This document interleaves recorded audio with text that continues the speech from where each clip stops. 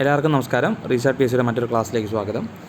നമ്മൾ PSC പരീക്ഷകളിൽ ആവർത്തിച്ച് ചോദിക്കുന്ന ഒരു 25 ചോദ്യങ്ങളുമായിട്ടാണ് ഇന്നത്തെ ഒരു ക്ലാസ്സിൽ വന്നിട്ടുള്ളത്. വളരെ പ്രധാനപ്പെട്ട കുറച്ച് ചോദ്യങ്ങളാണ്. ഒരു 5 മിനിറ്റിൻ്റെ ക്ലാസ്സേ ഉള്ളൂ. നിങ്ങൾ ക്ലാസ് പൂർണ്ണമായിട്ടും കാണുക. ഈ 25 ചോദ്യങ്ങളിൽ 2-3 ചോദ്യങ്ങൾ കിട്ടിയാൽ തന്നെ നിങ്ങളുടെ റാങ്കിനെ അത് ഡിസൈഡ് ചെയ്യും. അപ്പോൾ കൃത്യമായിട്ട് തന്നെ ഈ ചോദ്യങ്ങൾ പഠിക്കാൻ ശ്രമിക്കുക. നമുക്ക് ഈ ചോദ്യങ്ങളിലോട്ട് കടക്കാം. ഇന്ത്യയിൽ തപാൽ സ്റ്റാമ്പിൽ പ്രത്യക്ഷപ്പെട്ട ആദ്യ മലയാളി ശ്രീനാരായണ ഗുരുവാണ്. ഇന്ത്യയിൽ തപാൽ സ്റ്റാമ്പിൽ പ്രത്യക്ഷപ്പെട്ട ആദ്യ മലയാളി ശ്രീനാരായണ ഗുരു. കേരളത്തിൻ്റെ നെല്ലറ എന്നറിയപ്പെടുന്ന പ്രദേശം കുട്ടനാടാണ്. കേരളത്തിൻ്റെ നെല്ലറ എന്നറിയപ്പെടുന്ന പ്രദേശം കുട്ടനാടും ജില്ല പാലക്കാടുമാണ്. അപ്പോൾ പ്രത്യേകം ശ്രദ്ധിച്ചു വയ്ക്കുക. മലബാർ മാനുവൽ രചിച്ചത് ആരാണ്? വില്യം ലോഗനാണ്. വളരെ റിപ്പീറ്റായി ചോദിക്കുന്ന ഒരു ചോദ്യമാണ്. മലബാർ മാനുവൽ രചിച്ചത് ആരാണ്? William Logan. ദെൻ ദക്ഷിണഗംഗ എന്നറിയപ്പെടുന്ന നദി കാവേരിയാണ്. ഇത് പഴയൊരു ഉത്തരപ്രകാരമാണ്, ആൻസർ കീ പ്രകാരം കാവേരിയാണ്. പക്ഷേ ഇപ്പോൾ അതൊന്ന് മാറിയിട്ടുണ്ട്. അപ്പോൾ ഒന്ന് ശ്രദ്ധിച്ചു വെച്ചോളൂ. ഈ ചോദ്യം ഒരു മാറ്റമുണ്ട്. പുതിയ SCERT പ്രകാരം ദക്ഷിണഗംഗ എന്നറിയപ്പെടുന്നത്, അതുപോലെ തന്നെ വൃദ്ധഗംഗ എന്നറിയപ്പെടുന്നതും ഗോദാവരിയാണ്. അപ്പോൾ ഈ ചോദ്യം പ്രത്യേകം ശ്രദ്ധിക്കുക. ദക്ഷിണഗംഗ കാവേരി അല്ല, ദക്ഷിണഗംഗ ഗോദാവരിയാണ്. പ്രത്യേകം ശ്രദ്ധിച്ചു വയ്ക്കുക കേട്ടോ. ദെൻ മന്നത്ത് പത്മനാഭൻ്റെ ആത്മകഥയുടെ പേര് എൻ്റെ ജീവിത സ്മരണകൾ എന്നാണ്. മന്നത്ത് പത്മനാഭൻ്റെ ആത്മകഥയുടെ പേര് എൻ്റെ ജീവിത സ്മരണകൾ. ഇന്ത്യയിലെ ഏറ്റവും ചെറിയ സംസ്ഥാനം ഗോവ. ബ്രിട്ടീഷുകാർക്കെതിരെ പോരാടിയ കേരളവർമ്മ പഴശ്ശിരാജയുടെ ആസ്ഥാനം എവിടെയായിരുന്നു?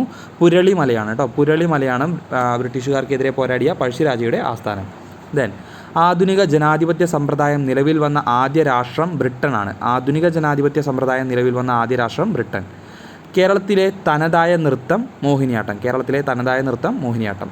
ഫോസിലുകളുടെ കാലപ്പഴക്കം നിർണ്ണയിക്കുന്ന പ്രക്രിയ കാർബൺ ഡേറ്റിംഗ് ആണ്. ഫോസിലുകളുടെ കാലപ്പഴക്കം നിർണ്ണയിക്കുന്ന പ്രക്രിയ കാർബൺ ഡേറ്റിംഗ്. ബുക്കർ സമ്മാനം നേടിയ ആദ്യ മലയാളി വനിത അരുന്ധതി റോയ് ആണ്. ബുക്കർ സമ്മാനം നേടിയ ആദ്യ മലയാളി വനിത അരുന്ധതി റോയ്. ദെൻ അടുത്ത ചോദ്യം. ബുക്കർ സമ്മാനം നേടിയ ആദ്യ മലയാളി വനിത അരുന്ധതി റോയ്. ചിരിപ്പിക്കുന്ന വാതകം അഥവാ ലോഫിംഗ് ഗ്യാസ് എന്നറിയപ്പെടുന്നത് നൈട്രസ് ഓക്സൈഡാണ്. ചിരിപ്പിക്കുന്ന വാതകം എന്നറിയപ്പെടുന്നത് നൈട്രസ് ഓക്സൈഡ്. സൂയിസൈഡ് ബാഗ്സ് എന്നറിയപ്പെടുന്ന കോശാംഗം ലൈസോസോമാണ് കേട്ടോ. സൂയിസൈഡ് ബാഗ്സ് എന്നറിയപ്പെടുന്ന കോശ അംഗം ലൈസോസോം. വന്ദേ മാതരത്തിൻ്റെ രചയിതാവ് ബങ്കീം ചന്ദ്ര ചാറ്റർജിയാണ്. ബങ്കീം ചന്ദ്ര ചാറ്റർജി. അദ്ദേഹത്തിൻ്റെ ആനന്ദമഠം എന്ന നോവലിൽ നിന്ന് എടുത്തിട്ടുള്ള വരികളാണ് വന്ദേ മാതരം. ദെൻ കേരളത്തിലെ ഏറ്റവും കൂടുതൽ നെല്ല് ഉൽപ്പാദിപ്പിക്കുന്ന ജില്ല പാലക്കാടാണ്. പാലക്കാട് ജില്ലയിലാണ് ഏറ്റവും കൂടുതൽ നെല്ല് ഉൽപ്പാദിപ്പിക്കുന്നത്. ഇന്ത്യയിൽ ഏറ്റവും കൂടുതൽ കാണപ്പെടുന്ന മണ്ണ് എക്കൽ മണ്ണാണ്. ഇന്ത്യയിൽ ഏറ്റവും കൂടുതൽ കാണുന്ന മണ്ണ് എക്കൽ മണ്ണ്. താർ മരുഭൂമിയിലൂടെ ഒഴുകുന്ന ഏക നദി ലൂണി നദിയാണ് കേട്ടോ. താർ മരുഭൂമിയിലൂടെ ഒഴുകുന്ന ഏക നദിയാണ് ലൂണി നദി. കേരളത്തിൻ്റെ അക്ഷര നഗരം എന്നറിയപ്പെടുന്നത് കോട്ടയം ജില്ലയാണ്. കോട്ടയം നഗരം ആണ് കേരളത്തിൻ്റെ അക്ഷര നഗരം എന്നറിയപ്പെടുന്നത്. വൈക്കം സത്യാഗ്രഹം നടന്ന വർഷം 1924. ഇന്ത്യയിലെ ഐക്യത്തിനെതിരെ നടന്നിട്ടുള്ള ആദ്യത്തെ സമരമാണ്, സത്യാഗ്രഹമാണ് വൈക്കം സത്യാഗ്രഹം എന്ന് ശ്രദ്ധിച്ചു വയ്ക്കുക.